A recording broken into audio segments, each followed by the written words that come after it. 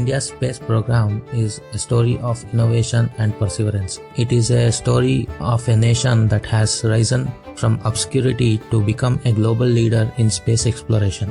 It all started 60 years ago in a small fishing village called Tumba in the outskirts of Thiruvananthapuram. The great person Vikram Sarabhai, the father of Indian space research, felt it was a perfect spot because it was near to the Earth magnetic equator. A large church was acquired by few handful of scientists to convert it into first space station. Due to lack of laboratory and surrounding study centers, the small cattle sheds were converted into laboratory and storage room. The payload and rocket part had to be carried on bicycle and a jeep that was provided. The church building is now a space museum housing the rocket model and many more. This sets out the great example of perseverance, how India has started its journey and how it has become one of the global leader in space exploration. Despite of all this hardship, in 1963, India's first rocket was launched. It was a sounding rocket and called Nike Apache, made in NASA, but it was brought and assembled in the old church building. This was the beginning of India's rocketry. Moving along, India's first success came when first satellite that was indigenously developed, Aryabhatta, was launched in 1975. It was named after the ancient Indian astronomer. It was built with an aim of stepping into a league of experimenting and exploration in space and astronomy.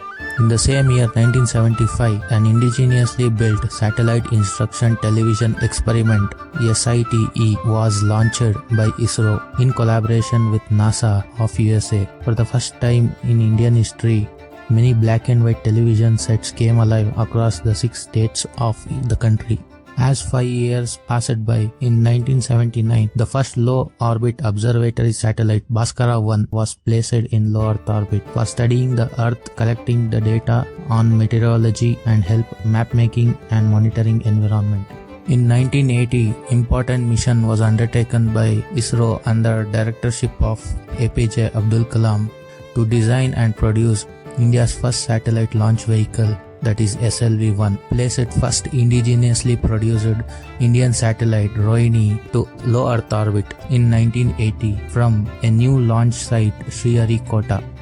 Sriharikota is a barrier island on coast of Andhra Pradesh, and it was chosen in 1969 as India's second satellite launch station by ISRO. Island being located in east adjacent to coast of Bay of Bengal, it also creates a perfect satellite launching spot. As Earth rotates from eastward, it also provides extra thrust that is needed to the rocket, which is also benefiting in saving cost and energy. It was also named as Satish Dhawan Space Station in 2002 in the memory of former chairman Satish Dhawan. Sriharikota is considered as one of the second best satellite launch site after Kennedy Space Station that is located in United States.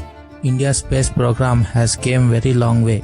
ISRO, being a space organization of India, has not only launched its indigenous satellites but has also launched various international satellites of many other countries.